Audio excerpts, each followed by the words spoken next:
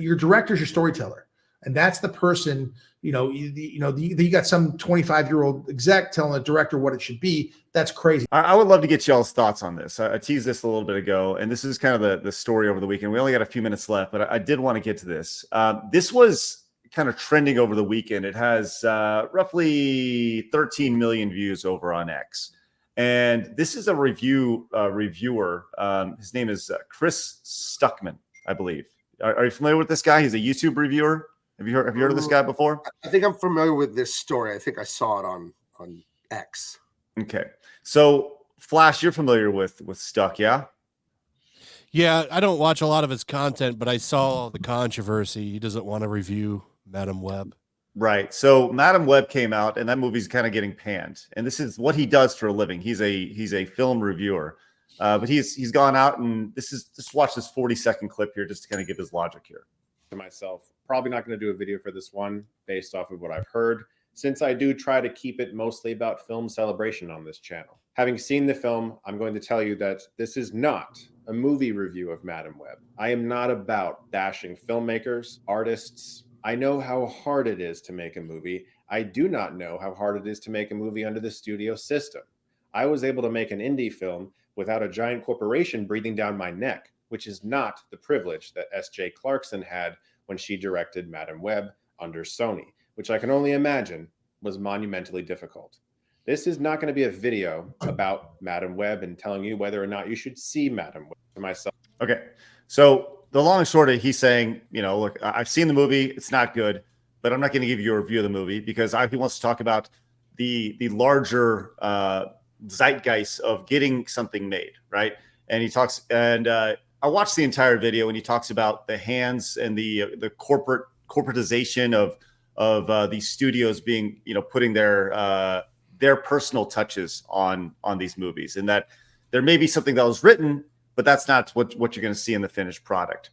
Gabe, I would love to hear your thoughts on this from the comic book industry. Dean, I would also love to hear it from you, obviously, as a filmmaker and an actor. We'd love to hear your perspective on this. So let's start with Gabe, then we'll go to Dean. One problem I ran into later in my career at DC Comics as things got more social justice-y is them bringing in these young, inexperienced editors. And again, as a football guy, my football coach better have played football to know what the hell he's talking about, right? I mean, that only makes sense. So he didn't have to play in the NFL, but played at least high school football, so he would know. So when I have an editor who cannot draw, cannot write, can't color, can't do lettering, how are they supposed to give me advice? I remember Akeon, the masterful illustrator of Dean Cain, All-American Lawman. We were working together on a project at a company, and there was a kangaroo in the story. And when you draw comic book pages, you do a quick thumbnail sketch. You just, 10-minute sketch, send these sketches to the editor. This is what I'm thinking for pages 7 through 12. What do you think? And they'll give you some ideas. And the editor sent him back a bunch of photographs from Google Images of kangaroos because he just, drew a triangle with the circle, just like here's where it is. This person's been illustrating and doing movies for over 30 years. You think they don't know how to draw a kangaroo, Miss 22-year-old girl editor? It just stuff like that is so insulting. Or they'll give story notes that don't make sense because I think they're all failed writers, a lot of them, unfortunately. And DC and Marvel didn't do this in the past. They had good editors that were writers full-time writing, and they were great writers. They understood. They could give great story notes. Mark Chiarello, art director at DC in the past, he was a master artist himself. He colored the original Hellboy comics, and he worked as an artist forever. They used to do that. I don't know if it's a cheap thing now, Warner Brothers, whatever, but they go with these young social justice kids right out of college, and they don't know nothing. So that's a huge reason the comics and the work suffer, is because the people in charge of telling the artist and the writer, you're going to do this, they don't know what they're talking about, and then they have a left-wing agenda on top of it. So even if you took away their left-wing stupid politics, they still don't know what they're talking about to have artistic execution. So, having the big studios there and having them bother you, bleh. Truth, Justice, American Way, my first indie book, and now Dean Cain, All-American Lawman, my second, they're the best things I've ever done in my career. And it's because I know what I'm doing, and I don't have some 23-year-old kid giving me notes that don't make any sense. So I think art is most pure when you have highly skilled artists who are dedicated to executing. What's it like in the film world, Dean? I'm sure it's worse. Well, first of all, let me just clap at that answer because you're 100% right. In the film world, it's the same thing. It's there are studio executives who are studio executives who have never made a movie, who have never been on set, really basically working on set. They just sit there and they have to interject their opinion in order to be useful. And it may be the dumbest thing in the world. And they may make the most ridiculous note in the world, and it's coming from the studio. So you have to deal with that. My dad hated it.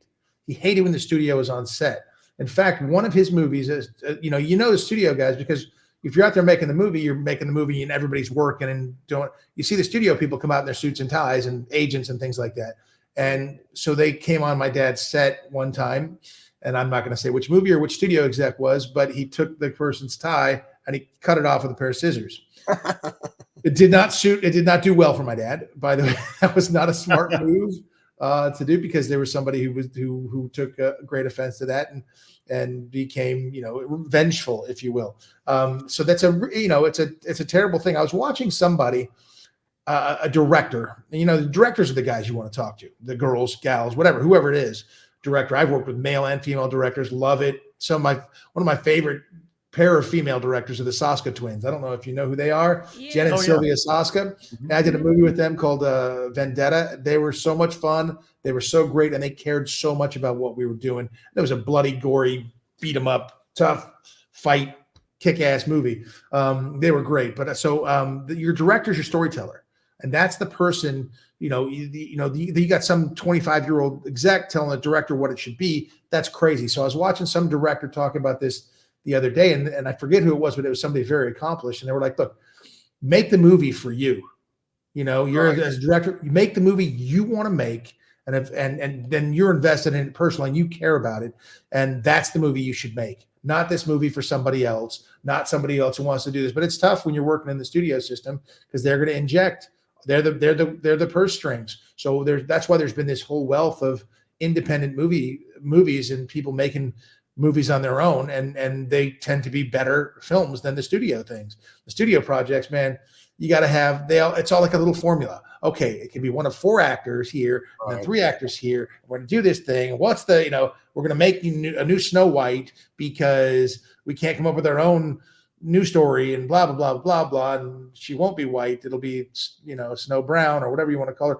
And she'll hate the original source material, and we'll do this and and stuff like that. It's like, there are people making these decisions that shouldn't be making their decisions. They're not filmmakers. They're not artists. They're not creators. They're business people. And they hear that the best thing to do is go bash, Libyan Mexican dudes. That's what we should go do. And so that's what they'll push, without having any real creativity behind it or any reason for doing it. And it's unfortunate, but that's been the case for a long time, and it still exists now. Right. Can I expand on that real quick about respecting the artist? One thing I love about Dean when we became friends is he's completely down to earth. This guy you see online here, this is the same person when we talk on the phone or meet in person, whatever. He's not, I was a movie star and played in the NFL and blah, blah. It's like, I'm Dean, your friend, and that's it. And I try to conduct myself the same way when I meet people, conventions. I'm just Gabe. I'm a husband and father. I happen to be an artist. But you have to respect the artist when you're making art, insofar as they worked really hard and they do know what the hell they're doing. So just get out of the way and let me entertain your face off. When I write Dean Cain, All-American Lawman, Akeon, our illustrator, he's the director. And he's changed things in it because I trust him. He's 30 years in this business at the highest levels, animating and illustrating. And Dean, page 104, he did that. I didn't even think of that. I won't say nothing. It's at the very climax. And he blew me away when he sent the pages. I'm like, that is so much better than what I had. And I trust his skill. I don't get my ego involved because this comes from football. It's about the team. It's about making the best product possible. I had an idea in mind, but oh my gosh, best idea wins. He had another idea. He said, what if this happened? Best idea wins. Right. So So we don't need a 22-year-old editor fresh out of sociology college telling me their great idea that they learned from their feminist whatever professor. We just need master artists that have dedicated decades of their lives to get good at this and let them go. So you guys, when you support this stuff, you're the purse strings. In the other case, the studio is the purse strings, and then they're giving you dumb notes and they ruin the movies. They ruin the stories. When you guys do this, the only agenda I have is to entertain you.